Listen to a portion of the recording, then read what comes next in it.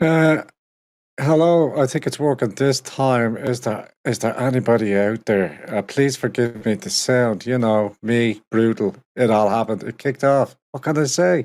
Hello. And while I wait for the room to fill up one more time, let me give a big shout out with audio, hopefully with a bit of audio. Please don't forget our friends over at the Little Farmer.ie. We love our enzymes so much. We keep them alive. Wheatgrass and barley grass juice full of antioxidants. Just shake and shoot, why don't you? One wheatgrass shot is equivalent to 1 kilogram of your leafy green veg, and barley grass juice full of antioxidants. Just shake and shoot. I think I have the audio corrected. I have the audio. Welcome aboard, Rita. Thank you very much for the like. Just give me 1 second. It all worked perfectly earlier on. 5x5 from Max Tracks, 5x5, and 55 from Open Minds. Come on, work. I need you. This pesky technology. Turn that off. Boom. Okay, everybody relax. It's happening. It's back. Articles and all, everything. So tonight, ladies and gentlemen, I'll just read through the first couple of articles that I have for you. As Mary Malloy gives us a like. Thank you, Mary. Appreciate that. Sorry for leave that there for you, and I will lower that down there for me. You keep smashing them like buttons, patriots. Really appreciate that. Sorry for the slow, sluggish start. This time with audio. Let me first give introductions and props out. We are on the StreamYards tonight, so we are taking calls. I would very much appreciate it, and I would love to get your inputs, your thoughts, your review of the week so far, and what you think lies ahead. Please don't be shy, don't be bashful. We really would love to get your thoughts and share what's going on. Good evening to you as well, Ian. Really appreciate that. Open Minds joining the house, and Mary Malloy, Angela McGovern, our good friend. Hello, Angela. And the Military Channel also gives us a big hardy ho and a hi ho as more and more of you come in to join in. So let me do some shameless plugging for a website that I think you'll all particularly will like. We'll jump into one of our first articles. Again, I've set the timer. I'm setting the timer. Yeah, I trust this computer. I do. I trust it. I do. I really do trust it. Thank you. I'm setting the timer for 20 minutes for the YouTube. When your 20 minutes is up, you will hear, something like this. And you are out of here. Okay. Let me first of all throw the link out for our friends over on Twitch, D Live, and Facebook. I hope you enjoyed this afternoon's ramblings while I was out in Beth. I had a 20-minute drive from hell through the centre of Dublin, and I dragged a lot of you along. So if you haven't seen that one already, that's still up on Face Live, Twitch, and D Live. We'll keep them exclusively for those channels while we are allowed to avail of them. The link is in the description box if you're of a mind. We'd like to see some new faces as well, some new voices if you haven't already had your turn or had your say. Please come on and join me. But honest, I don't bite. Nothing strange will happen. Oh, let me just get my matrix in. I got to get my matrix on. Got to play with my sounds. I've re-enjigged it. I've reimagined it. Oh, I'm telling you, boys and girls, you nearly didn't get me. I've had a dinner earlier on. There was a dinner waiting for me when I got home. I tell you, I'm being pampered. Super pampered. And there was a dinner waiting here that I ate. And I think I fell unconscious between 7 and 8 o'clock. Between the hours of 7 and 8 o'clock, I was unconscious from food exhaustion. I had everything shut down so I could digest my food. Big shout and props to herself. I know you're up there, you can hear. Great to hear you say. Thanks very much, John Doyle. New face here. It's John Simmons. Great to see you, John, I believe.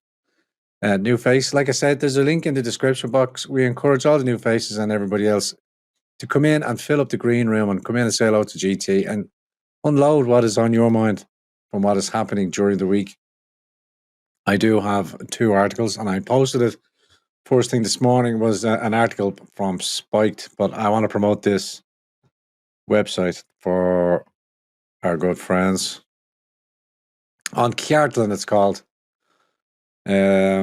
Cartland.org. I will drop a link into the live chat and I will paste it over on YouTube. We'll probably put this one up for the YouTube for the first 20 minutes. Obviously, that's why I've said it. But in the comment section here, no, Tracy, not sick of any faces. I'm just sending out the invitation. I'd love for people to come in. Anybody who has a mind and really wants to put up and just come in and have a quick chin wag and join us. Link is in the description box there. This is on Cartland. It's been described as a nationalist archive, something that you can use and refer and send people to about the cultures of, and it's only recently just being set up. I'm unfamiliar with the originators, but they've come full of very great quotes from James Connolly. Yes, he was a socialist, but he was a nationalist first.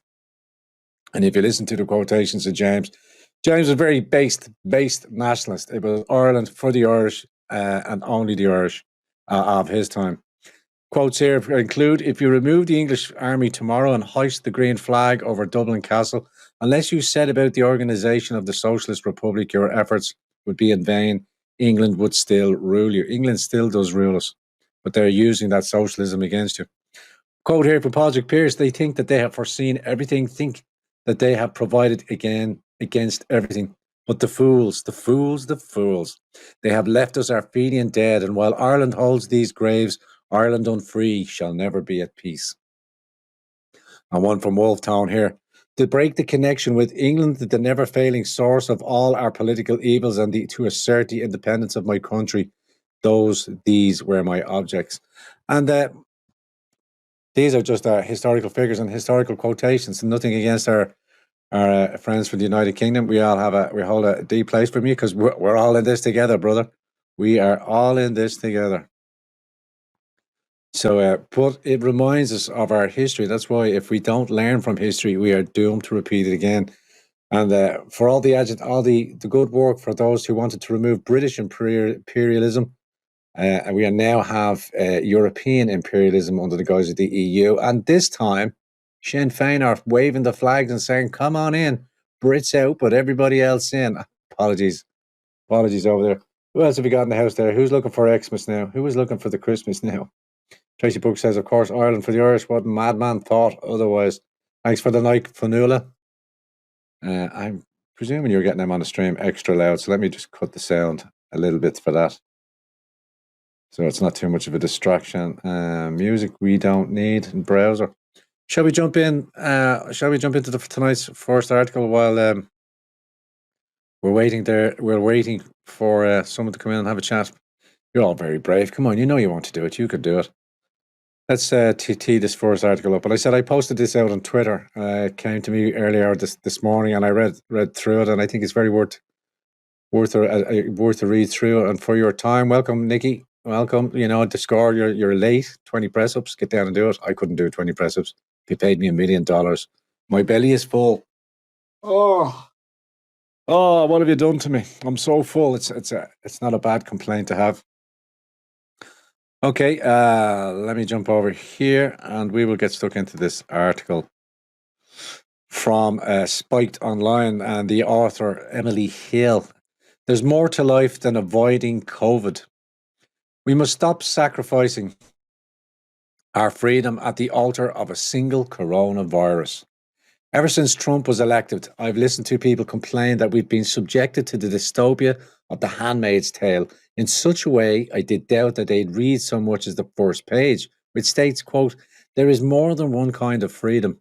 Freedom to and freedom from. In the days of anarchy, it was freedom to. Now you are being given freedom from. Don't underrate it. Welcome to the last day of my anarchy too. Before we are all forcibly freed from the COVID-19. I was hungover, as always, went for a walk to punish myself, checked the headlines as if to make it much, much worse. The Prime Minister, the Daily Mail advised, was making the latest of his egomaniacal, blockbusting addresses to the nation. Sources suggested he was about to seal off London from the rest of the nation due to a mutant strain of coronavirus. With only my own feelings to consult, I'd rather die in London than live in the country. But there is a higher power on this earth, my mother.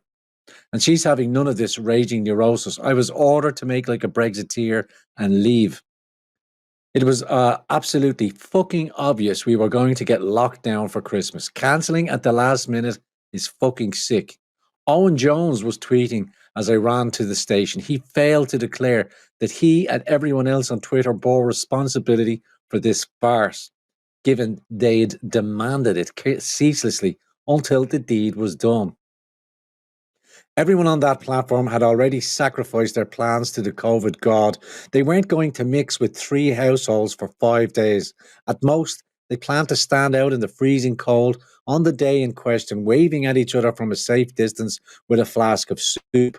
The dangerous extremists among them were going to test themselves for COVID thrice, and having proved that they hadn't got it, seat Granny inside in a wholesome draft. What they needed to avert was all the rest of us carrying on with our plans to act sensibly, because we're not suffering from what Jung would label a psychic epidemic. Back in March, pretty much every man I knew in London was laid low with coronavirus, while we women were mostly unaffected. The virus was all through my building. My neighbour was in hospital. She had an underlying heart condition.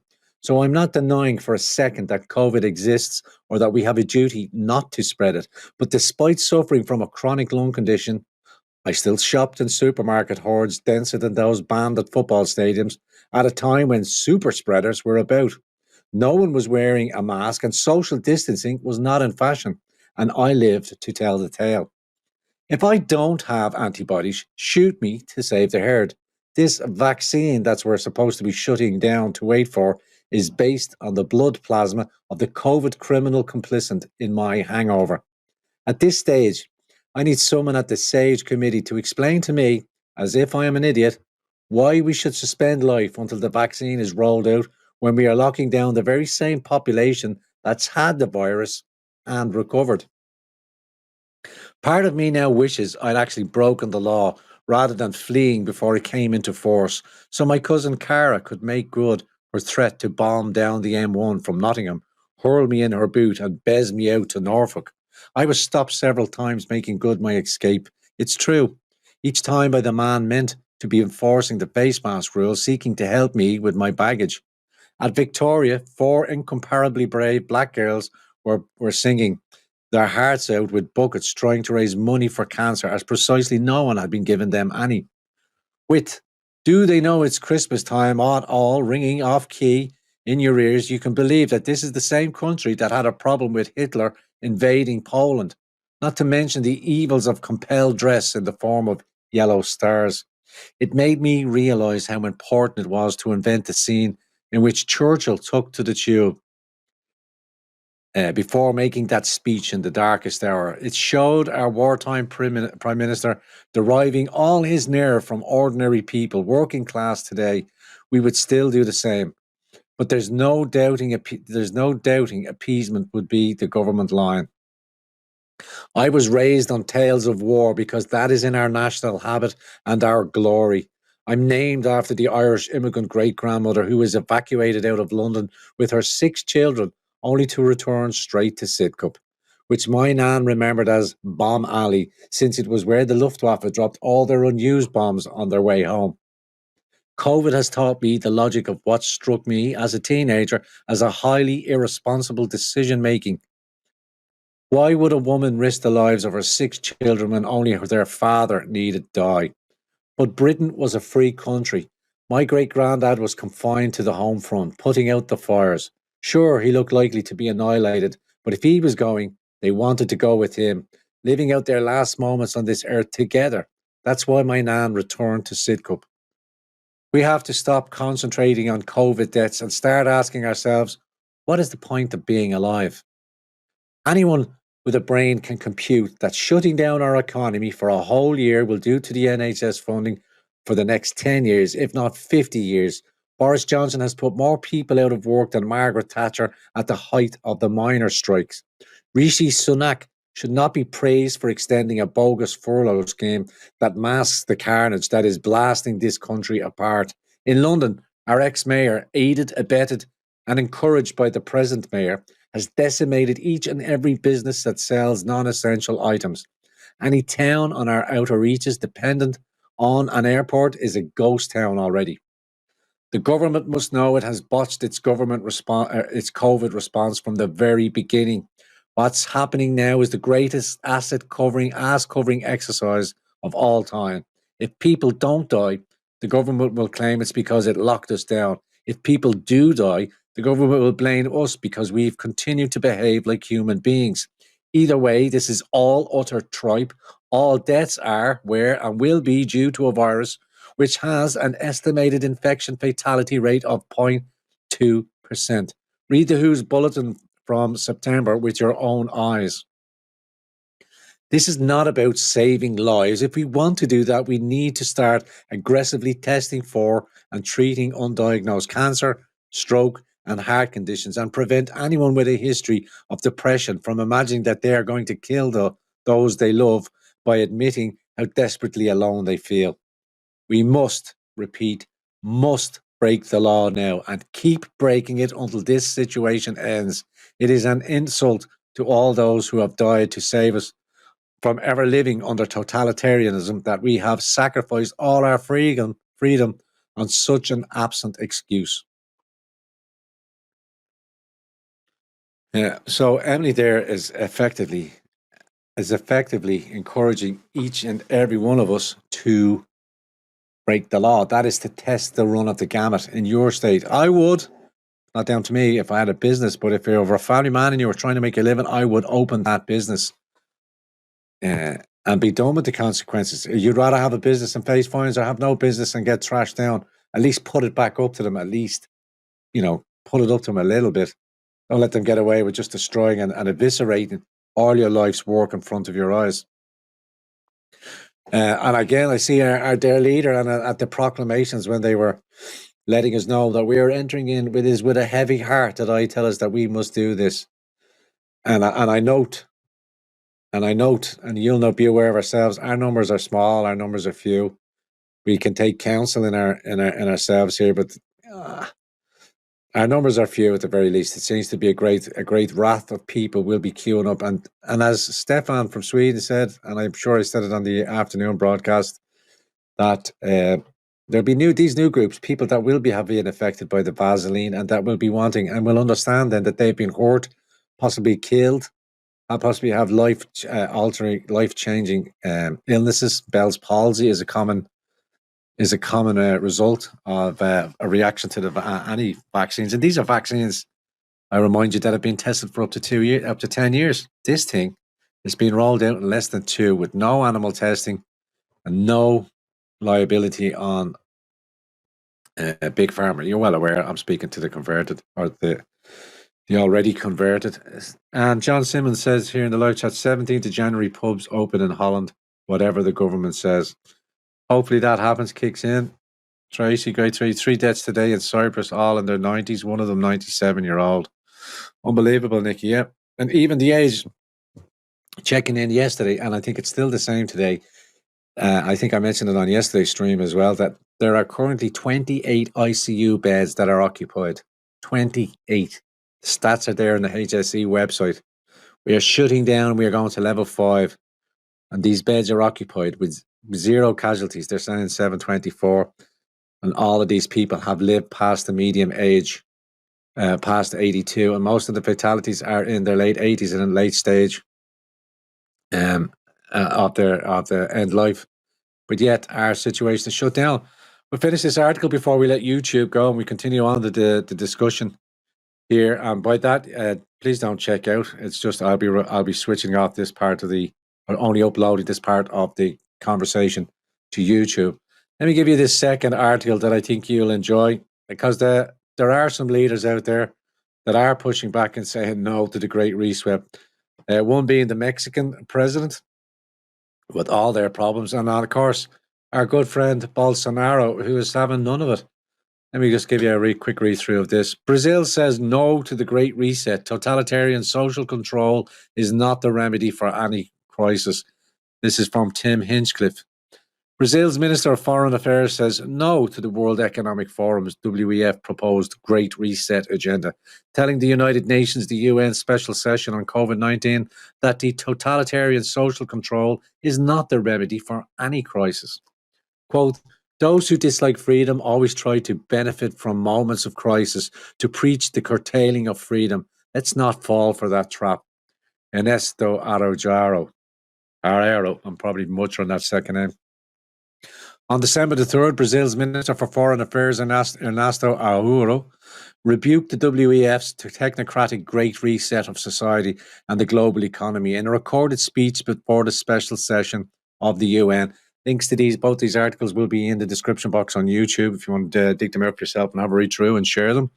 Although Araujo did not say words Great Reset or World Economic Forum during his speech to the UN, he made it abundantly clear in a tweet the following day that he was referring to the Great Reset agenda in his speech. The pandemic must not lead to totalitarian social control or the abrogation of fundamental freedoms. Freedom is foundational to the UN and essential to human dignity. What does it say? Brazil stands for freedom. No to the Great Reset. And then the speech is read out. The Great Reset is the brainchild of the WF founder Klaus Schwab, who has been planning the technocratic agenda to reset all of the society and the global economy for many years. Totalitarian social control is not the remedy for any crisis, and Brazil is now pushing back against the Great Reset. These seem to be headline excerpts just at the very bottom of the article. I wonder if I play this live chat, will you be able to hear it? I doubt it. Let's have a little go. Let me know, give me a sound check if you're able to pick this up. No, I can tell it's not coming through on the stream, so forget that. So yeah, just those two articles there now, and I believe coming up on the last section, live YouTube. This is where we're going to let you go because the moderators and the moderators over there don't like us speaking more truth. So we're going to have a little powwow. Hopefully someone will come in and have a quick chin wag with us, and then we'll sign off. But for this part of the show, YouTube, it's been a pleasure. It's been a blast. Please come and join us over. Make sure you have signed up, because when the purge comes and the YouTube channels are taken down eventually, you will find us primarily on DLive, backed up on Twitch. If you haven't used these platforms, they're very easy to get around. Spend a little time with it. Disengage yourself from your habit of YouTube. I know it's very hard. It's convenient. It's just there, but it's DARPA controlled, and it's a mind hypnotizes to keep drawing you back and entice you in. Most of your favorite content creators have already moved to BitChute. They've already expressed an interest in going to Odyssey or Minds. There are alternative platforms. Now is the time to give and take back control from these social media giants and start migrating. I encourage you all. The links in the description box over on YouTube, how to get onto the DLive, onto the Twitch, and also on BitChute. These will be backed up over there as well. Thanks for the share, Thomas. Big Thomas sharing the stream there on his thing on Facebook. Let's just zip over here to the live chat before let's go. So please, YouTube, before let's go, please don't forget, smash that like button, also the subscription button, and please share this on your own social media platforms. This gets to push us out onto other people's platforms and helps push the truth there. We really do appreciate the support. Please, if you could, please brighten your order comments. Please leave your thoughts, comments, and witticisms in the comment section down below. That interaction also helps push us into the recommendation list. And for those of you near or far, fewer or far afield, thank you so very much for your continued support over at the Gran Torino website, World Wide Web, grantorino.ie. Also, there's the sticker circulation is going on. If you want to get some of the stickers, if you follow me over on Instagram, you'll see a picture of the sticker that I'm describing to you there. And also, I will leave you there. Okay, with that, YouTube, catch you later.